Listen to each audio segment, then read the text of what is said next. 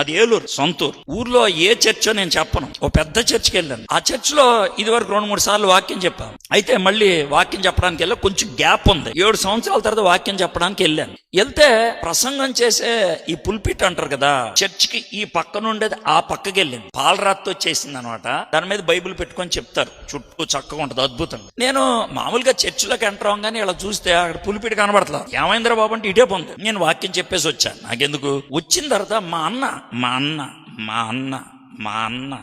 అన్నే ఆ church committee member. అర్థమైందా? ఇదేంటి పుల్పిట్ ఇటుండేది అటే పెళ్ళిందంటే సిద్ధాంతి చెప్పాడు రా. ఎవడాడు?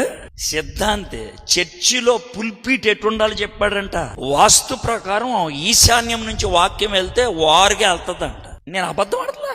మీరు పర్సనల్ గా వచ్చి అడిగితే చర్చి పేరు కూడా చెప్తాను. నేను పబ్లిక్ గా చెప్తే బాగోదని చెప్పట్లేదు, అంతే. అర్థమైందా? సిద్ధాంతిని అడిగి మార్చేశారంట. వీళ్ళు ఏమంటారండి?